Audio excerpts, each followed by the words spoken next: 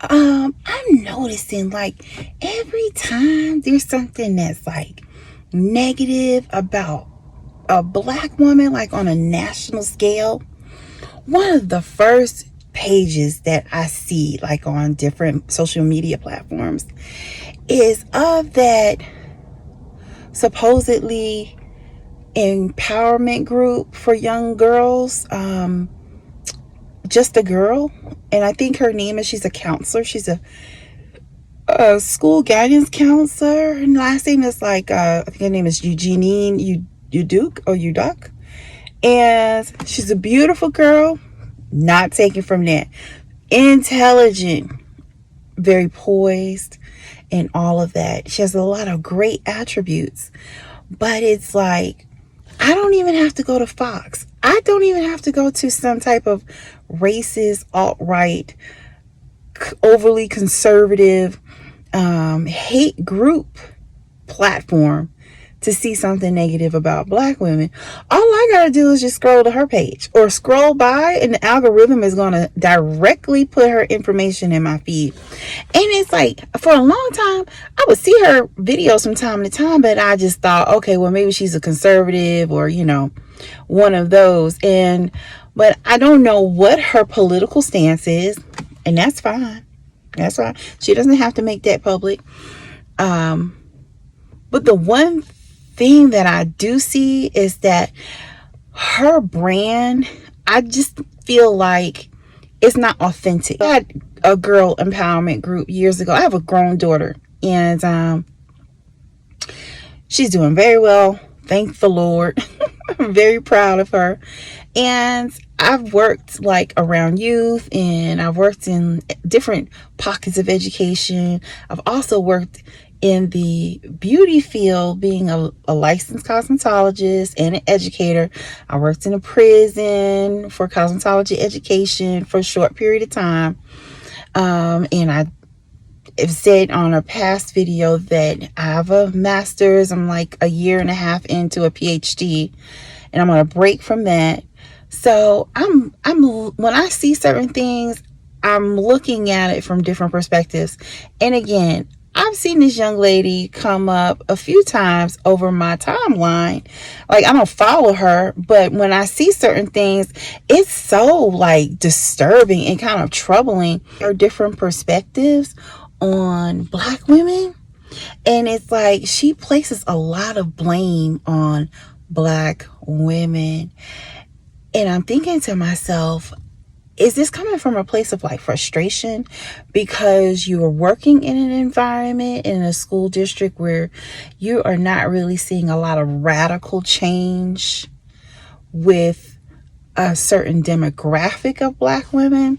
And I think that you have to be really, really careful when you're addressing us here in the United States, because there is such a long line of propaganda that's been against black women since slavery. Like, even these, if you see like these advertisings looking for a winch, looking for the winch to run away, they went from calling us winches to bees, or calling us darkies.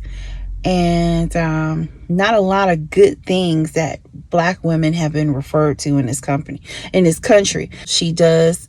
And I look at the title she won back in 2018 for Mrs. I think Buck County, and that's MRS.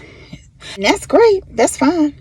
But outside of that, I really don't see a whole lot. I just see that she works in education, and that she has this organization that's out, and it doesn't really seem like it's growing so much. And I think that she's damaging her own target audience because of the negative rhetoric she spews. How does a black woman out here homeless? I mean, I said I wasn't going to say anything else, but this is the comment. We love to talk about the things that ain't really doing nothing. Every day somebody homeless with their kids, can't pay their rent, in the shelter, begging for money.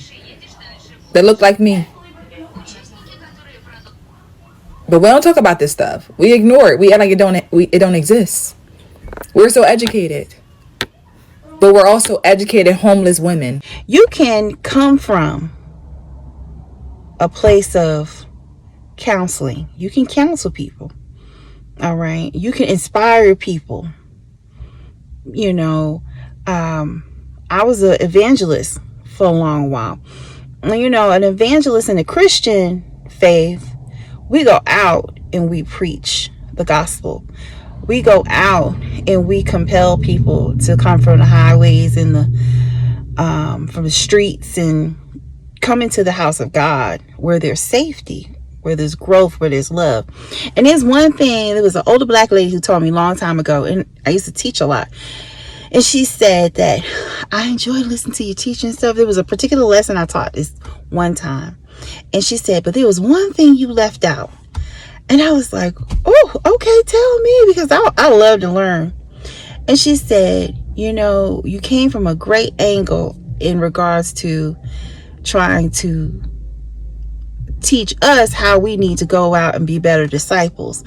And even when you have to go into areas that are the most challenging or approach people who are the most challenging in our society. And she said, oh, you came from great angles. She said, but there's one thing you left out. And I said, what? She said, love. Love. She said, that's one of the greatest things that you can do to persuade someone to listen to you with both ears. But if you come from an angle of judgment, or that you've lived everyone's experience and you're coming from the outside, from what you just see from the outside, it's going to be hard for you to connect both ears for your audience to connect both of their ears to your core message. Because there's the girls empowerment group, it's a girl, but you also have another target audience that you seem like you're also trying to be influential with, and that's a great thing. And that's grown women. See, young women, they're impressionable. You can mend and you can mold them. And they have to, especially with them being students or being instructed by their parent, to come and be mentored. But when you're talking about grown women who have different paths that they all took, whether some of them experience positive things or negative things in their life, you have to come with an angle of non-judgment, even if you see destruction. Because I'm Christian, she's Muslim, but I think that we both have a common understanding between our faiths, and that is the greater sacrificed more, and so they're in a position to where they can judge. All we can do is love with instruction, and love with the word, and love by living an example, and a positive example. And I'm going to show you some examples of what I mean, that she has a following. She has men that really respect her. She has women that really respect her. But I think that I've seen a lot more negative. And I think that she does bring a lot of positive, but it just has to kind of be a little bit more redirected. You can be stern, but at the same time, not offend. My husband, not your husband. There's a group of black women on this app making videos about myself and my husband, insulting us, our looks, whatever. Cool. But when I see those videos, it's not the first time that I'm speaking on I'm Just a Girl or her videos, but people wanted to know my take because she's been going all over the place. People are talking about her nonstop. So whatever, let's do it. But also, I'm not feeling my best because the curse of Eve is currently plaguing me. So sorry. To begin, I don't want to insult I'm Just a Girl's character because by the looks of it, it seems like she's actually passionate about something positive. She has a non-profit organization that's currently dedicated to help shape young girls. And I believe it's young black girls too, to help them make better decisions, to have a better future and all of these things. And I will never oppose that. Non-profits are not easy work, so I respect anybody who's putting that kind of time and determination into something that they're passionate about. The main thing I don't really like about I'm Just a Girl's content and her platform is how she chooses to present information. This is my problem when it comes to her platform, the way she decides to present information, right? Because I do think between her videos, you'll find layers of good advice for young women to take, but because of how she presents the information, which is constantly biased and highly negative towards Black women, it'll be hard for a lot of young women to sit down and try to listen to her and what she's saying. Look, I love marriage. I love what it stands for religiously, like the divine unification of two people, romantic love in the hands of God, all that. I love marriage on a financial standpoint because double income, shared assets, of course, and I think it's also one of the most logical thing we should do when it comes to our society for a variety of reasons. And of course it has its cons, but I think there's way more pros in marriage than being a baby mama. I actually really despise baby mama culture. However, that's my bias. That's Christina's thing. Christina does not like that, and I see there's been a lot of media about baby mama culture. It's becoming more normalized in the Black community, and maybe I want to make a video talking about that and talking about the harmful things that it can do, the consequences of that. I'm not going to start that video by blaming or shaming baby mothers. That's not my goal here. Because if she's a coach trying to teach people how to better themselves in their lives, her goal would be how to make young girls who are not pregnant or baby mothers not become baby mothers, or make baby mothers engage in future relationships that'll make them wives. And all of that can be done without shaming Black women, which is my biggest pet peeve with her, because it seems that she just thrives in negativity and the negative view, the negative perspective that people have about Black women. Because she's a relatively large creator, I would hope she understands the turmoil that Black women has to face in the hands of society socially. And because she knows that a variety of people are going to see her videos, I don't understand why she frames them that way. Just like when that German lady shamed Black women, the entirety of Black women, for not being feminine enough or whatever, and she comes on the internet and she's like, I agree, she was right. And it's like, even if you believe that there are certain things that German woman said about Black women that tend to be true, you should have formed that a different way, because it's not just Black women watching your videos. Everybody can see your video.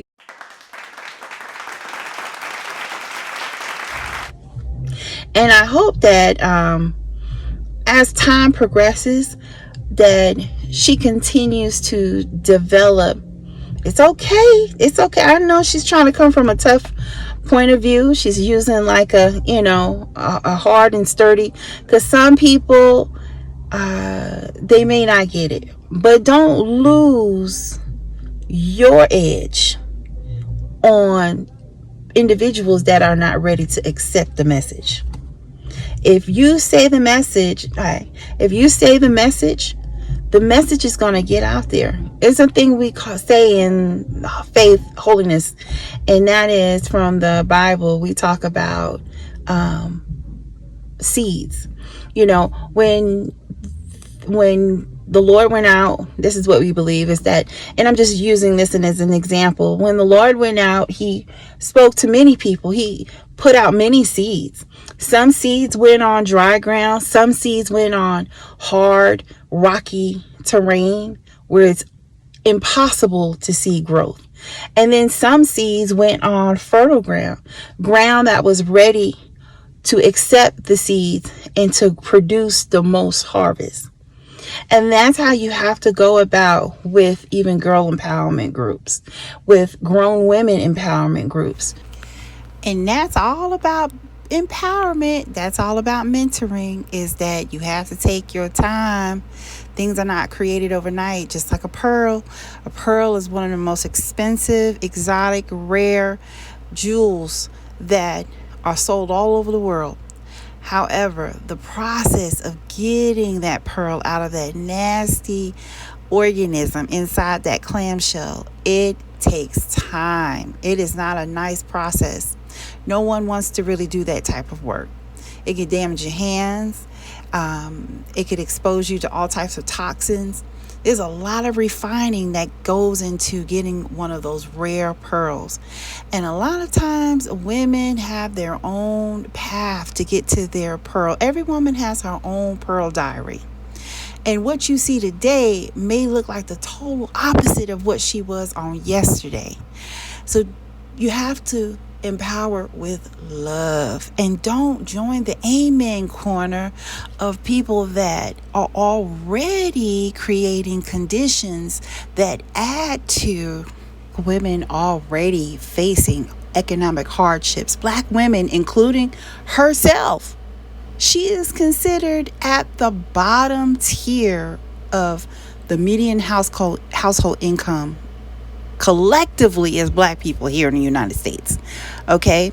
That includes all of our millionaires that are black, all of our billionaires that are black, all of our regular hardworking American black folks. They're all clumped in there.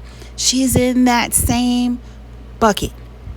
So there is obviously political issues that are surmounted against the black community, and especially black women. And to project and add on to negative stereotypes to black women, do you think that's going to help them get married? No. But I understand your frustration that yes, our groups of women, we have strayed away from what we used to acknowledge as the better qualities of who we are as black Americans. And we were and still are primarily very conservative. Whatever your lifestyle may be, we are conservative individuals. And what has happened is we have been exploited through our culture, through our talents, and through our positive attributes. Those things have been exploited, and in the process, it has taken away from our conservativeness, and it has taken away from some of our core values. And some of the products that you see out of that is the baby mama issue. It is the Rolling Stone baby daddy issue. It is the I'm going to have a reveal party, a gender reveal party, a baby bridal shower party that's going to look like I really wanted a wedding. It's going to reveal some bad negative behaviors that are occurring in our households, in our neighborhoods, because it is a reaction to being exploited, and we don't even know it, but we've been so internalized by it that we are now even adapting that exploitation and thinking that somehow it is a form of art or something to be proud of. And women empowerment groups are nothing new. There were always black women in our neighborhoods, in our communities, had sororities, they had social clubs. These clubs were great extensions of our churches, and it helped to strengthen the network of women in these neighborhoods that may have been in homes that didn't have both a mother and a father, but you had a village. And these women, they wouldn't talk down to you. They would start, most of the times, even when I was growing up, most of the times, older women would start off with baby, sweetheart. They wouldn't condemn you and judge you and look down on you. Because they understand that as a black woman here in this country, you can do all that you can do, and you can still be slain to death in your bed as you sleep. We can do all that we can do that is correct, that is right, that is proper. And we are still discriminated against even when we sleep, unconsciously aware of what's going on in our immediate environment. And that has been proven. So instead of talking down to black women, not only herself, but other women too, if you feel like, oh, well, this is my approach and I'm not going to change it, I would encourage you to do this. Come up with ideas that help to strengthen the black household. And there's programs called like the debutante program. I was in one, my daughter was in one. And the debutante program is there to strengthen the young woman who was going through the process of being a preteen into a teenage or a young woman. She's introduced to society. She usually goes through a series of classes over several months. Sometimes it takes more than several months. Sometimes it's a year, a little over a year. And it's there as an enrichment program that helps to get involved not only the child, but also the mother. And if the father is involved in a life, or the grandfather, or whoever, she looks to be as a father figure. But I would go even one step further, and I would say this: if the father is on good standing terms with the mother and with the child, and it's safe for them to do this, I would say incorporate or ask your church or your local ministries and organizations to create an extension program for a debutante program that requires that parenting classes are also embedded into that debutante program, so that it gives the mom and the dad those essential classes that they need to help raise a better, more productive, more a daughter that is exposed to more positive environmental experiences. And let's not look down on Black women that are going through a hard time and also trying to keep up with society's requirements. Every time society here in the United States moves the needle, we got to go along with it and go 5 paces past it. So yeah, you got a lot of women that are facing housing insecurity while they are the most involved with work here in the United States. Out of all of the genders, it's Black women that are the workhorse here. So she's not lazy. She's just being underpaid, not being hired for her worth. And there's many reasons on why that's occurring, because obviously the rates of education is increasing. What that tells me is that she's not being compensated for the level of her skills. Let me know what you think. I'm about to play 1 or 2 videos of some men that support her message.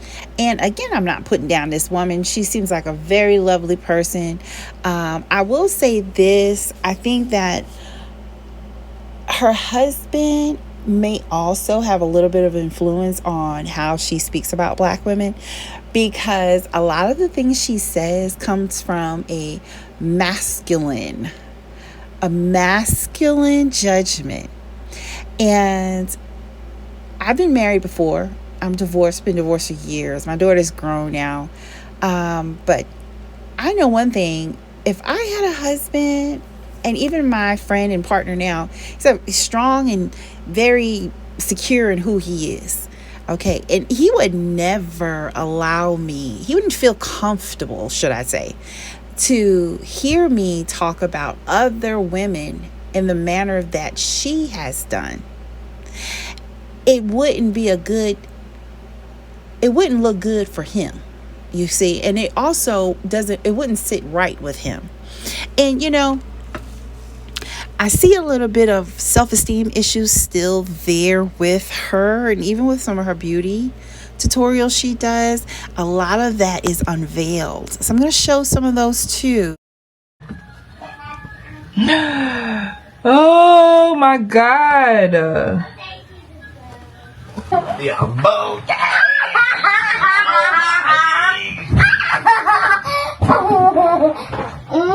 My eyes are watering. They're playing. I'm ready to wipe it all.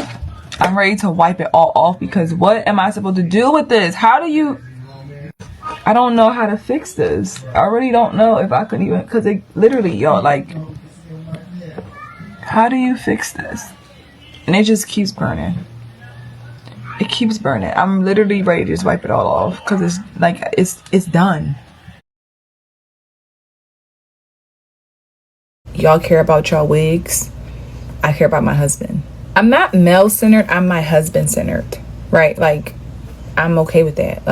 And I care about making him happy and ensure that I'm doing my best to carry myself as a wife, a mother who represents my husband and my children well, my family well, my mother well, myself well. So calling me male-centered just because I speak out on things that men want to hear women speak out on, whatever. Again, I'm husband-centered, so I don't, it does, again, y'all say the same thing. It's very regurgitated. It's the same male-centered, pick me, all the same, like, and it's always the ones who don't have a profile picture on their page.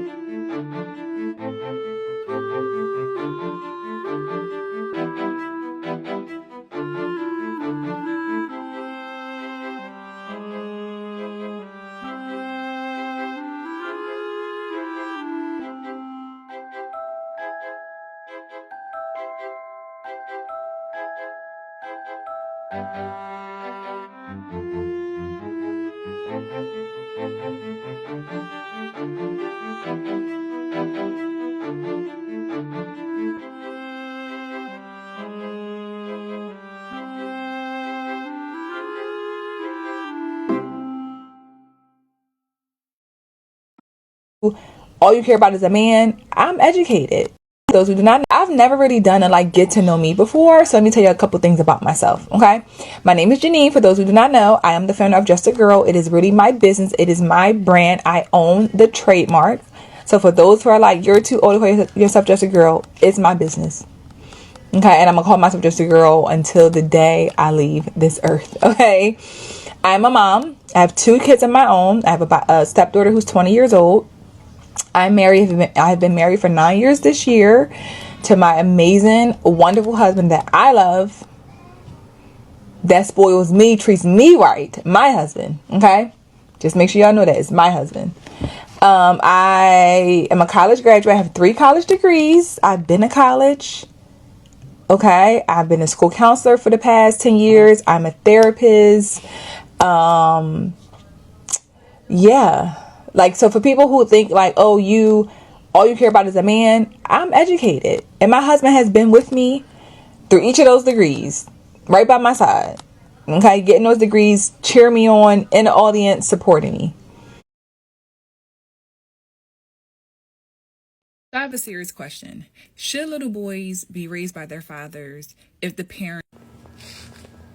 So I wanted to start off by saying the way you shaped your question and the way you explained it thoroughly with the disqualifiers and the qualifiers and all of those things, excellent. I wouldn't have thought to do all of that, especially the very last part.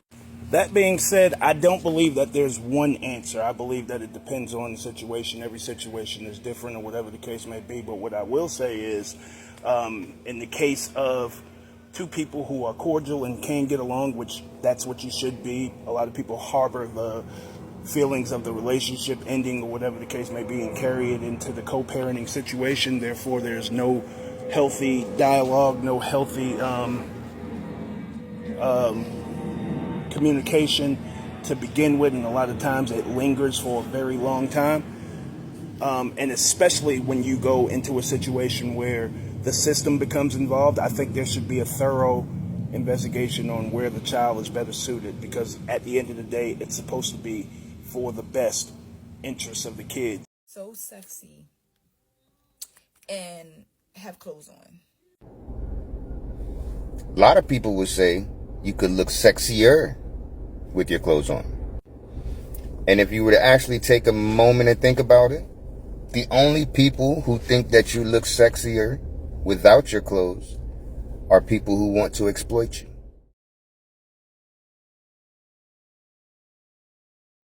So y'all mean to tell me that a healthy, happy woman will willingly choose to spend the rest of her life by herself? Okay, so first thing I want to say, you come into this world by yourself and you leave this world by yourself. That being said, now I grew up with a very, very conservative background. I was pretty much groomed into being a wife at a very, very young age. And my whole life surrounded the idea that I would become a wife, a mother, a homemaker, all these things. And so I spent every single waking moment anticipating the needs of whatever man I was with. His likes, his dislikes, what he likes to eat, what he feels, what he means to say when he doesn't say it, how to gauge his moodiness, all the different things. And lo and behold, as many of you know, I ended up marrying Mr. Fancy Pants, as y'all like to call him. And everything seemed perfect. Everybody at church was patting him on the back. Everybody at church was patting me on the back. Oh, you guys are such an amazing couple. The golden couple, blah, blah, blah, this and that. And then something happened. He had a job where he was gone for the majority of the month, like 3 out of 4 weeks of the month. And I started to get a little bored, as us women do. So I started thinking, what am I going to do with all this extra time that I have? I mean, I'm taking care of his needs, whatever he asked me to do while he's on the road, and I'm working, but what else? I start picking up hobbies. I start going to therapy, which I definitely needed. I start reading books and going to events and talking and networking with people. I start working out. I start redecorating the apartment. I get a few plants. And the more and more that I became a better version of me, the more that upset him. The more that I started to have a sense of self, a sense of self-confidence, which I didn't have before, and I didn't know that I didn't have before, he started pulling away. Even though I tried to reassure him that I loved him and I was here for him and did everything that he asked me to do, he still pulled away. And then that whole relationship went up in flames, as many of y'all that saw my playlist. And when that man broke me and my whole life fell apart, I had nothing. I was a single mother with a baby on the way, and I had no job because I had given that up for him. I had no apartment. I had no money because he had spent it on all these other women. I hadn't finished my degree, so I didn't have that. And he pretty much was like, I don't want you anymore. Like, I've moved on. And so as a self-declared, single, happy individual now, so it is so important that young women learn at a very, very young age to not surround their entire life, not to make the center of their entire world a man or a relationship. Centering men and having that be the entire purpose for your entire sense of being is detrimental. You will never learn your full potential as an individual, which you came into this world as an individual. I mean, some of y'all got twins, but you know what I mean. But you will never learn your full potential if you don't take that time to focus on yourself and not focus on other people. Couldn't have said it any better, because you can be in a relationship, in a marriage with someone, and do all that you can do, be the perfect 10, the perfect wife, and you know what, or you could be the perfect husband, a perfect 10, and tomorrow someone can change their mind about you completely, and it will just tear your whole world down. So don't wrap yourself up in the idea of marriage. Take marriage as an opportunity to enjoy life together as a partner, enjoy life together as raising your children, but always, always put God first and foremost, because a man, woman, they will fail you. Those things will fail you. Moving forward, I wish her the best. I think she's a beautiful woman, very accomplished, and I wish her nothing but the best. And I just hope that she takes in consideration some of these things if she happens to see this.